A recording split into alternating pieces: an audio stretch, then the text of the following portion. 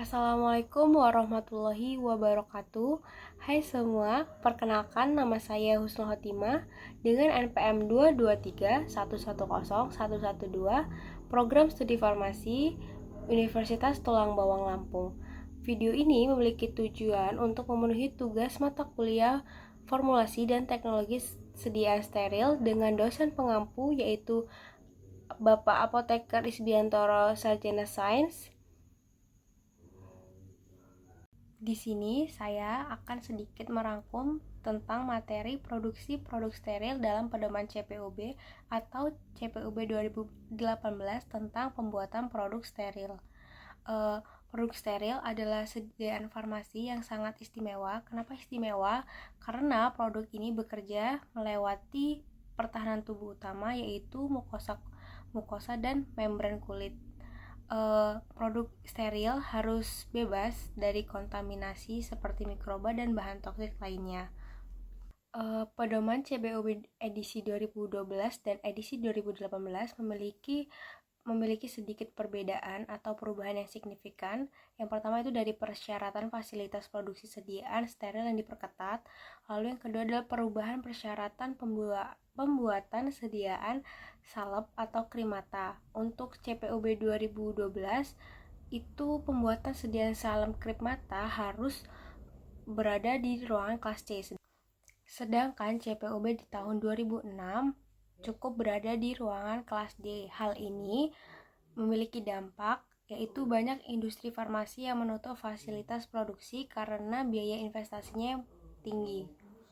Nah, fokus utama dari CPUB tahun 2012 yaitu yang pertama adalah pengendalian bioburden sebelum dan setelah disterilisasi. Yang kedua, sterilisasi dengan sinar UV tidak diperbolehkan lagi. Yang ketiga, persyaratan lebih ketat untuk produk aseptis. Produk steril adalah bentuk sediaan obat dalam bentuk terbagi-bagi yang bebas dari mikroorganisme. Contoh dari produk steril yaitu ada preparat parenteral atau obat suntik, yang kedua ada salep mata, yang ketiga ada infus. Produksi produk steril dibagi menjadi dua kategori utama. Yang kategori pertama adalah sterilisasi akhir, kategori yang kedua adalah proses aseptis. Sterilisasi akhir atau terminal sterilization biasanya digunakan untuk produk yang tahan panas, yang kedua memiliki pemanasan suhu 120 derajat selama 15 menit, dan produk disterilkan setelah berada dalam wadah. Lalu untuk proses aseptis atau aseptic processing, yang itu biasanya digunakan untuk produk tidak tahan panas. Yang kedua adalah validasi proses pengisiannya secara aseptis. Sedangkan jaminan terbesar adalah produk-produk yang dibuat dengan metode sterilisasi akhir, karena produk jadi juga perlu disterilkan pada saat di wadah, maka dari itu terjamin sterilisasinya. Cara sterilisasinya dalam produk itu yaitu sediaan dipanaskan pada suhu 121 derajat Celcius selama 15 menit. Yang dibuat dengan metode proses aseptis yang tidak tahan terhadap panas, maka jaminan sterilisasinya adalah media fire, yaitu validasi proses. Validasi proses atau pengisian secara aseptis di mana dalam media fire tidak menyebabkan kontaminan. Lalu ada tipe-tipe kontaminan. Tipe-tipe kontaminan dibagi menjadi dua, yaitu partikel viable dan partikel non-viable. Partikel viable antara lain adalah yang hidup seperti bakteri, jamur, atau spora. Lalu yang kedua berasal dari udara, personal, dan peralatan. Yang kedua ada partikel non-viable, di antara lain itu yang tidak hidup seperti debu dan serat. Lalu yang kedua ada dapat mengandung partikel hidup. Lalu di sini juga ada kontaminan yang berbahaya seperti endotoksin dan virus. Endotoksin adalah zat pirogenik dari dinding sel bakteri yang sulit dihilangkan dan hanya dapat dihilangkan dengan pemanasan ekstrim.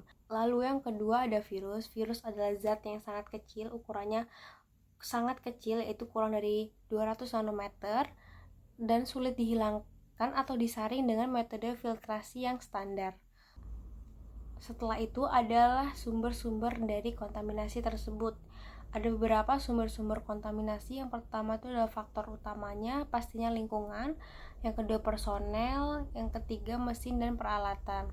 Untuk faktor lingkungan atau udara itu seperti sumber kontaminasinya adalah sumber kontaminasi yang utama.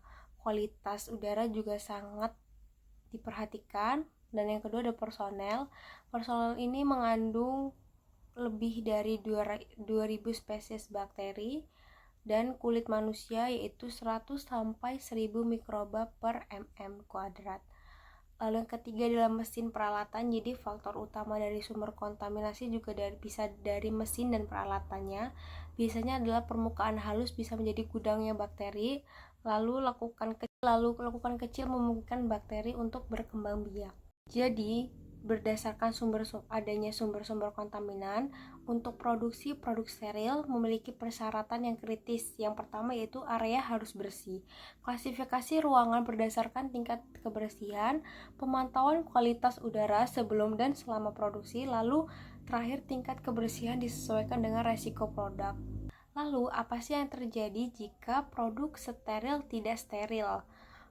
Dampak untuk pengguna atau sebagai pasien itu bisa terjadi invasi di seluruh tubuh, gejalanya bisa demam atau penurunan tekanan darah, lalu dapat juga menyebabkan kegagalan organ dan kematian. Maka produk steril itu cara pembuatannya harus benar-benar steril dan berbeda dengan bentuk sediaan produk yang lain.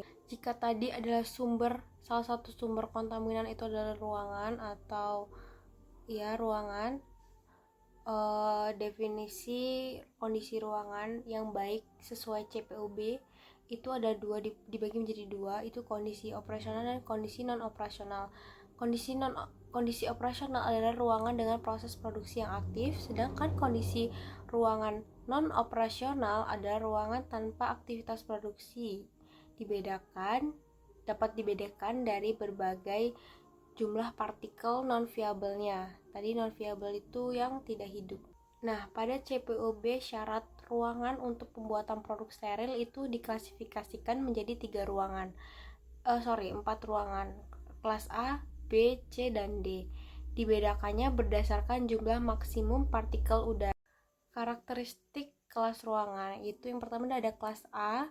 Kelas A itu memiliki persyaratan partikel untuk kondisi ruangan non-operasional maksimal 3.520 partikel atau lebih dari 0,5 mikron. Maksimal partikelnya lebih dari 5 mikron. Lalu untuk kondisi khususnya harus konsisten antara kondisi operasional dan non-operasional dan menjaga laminar air flow. Lalu karakteristik untuk kelas B sama seperti kelas A tadi, persyaratan partikelnya itu untuk kondisi ruangan non-operasional adalah 303.058 partikel atau lebih dari 0,5 mikron, dan untuk kondisi ruangan operasionalnya itu persyaratan partikelnya adalah 352.421 partikel atau lebih dari 0,5 mikron.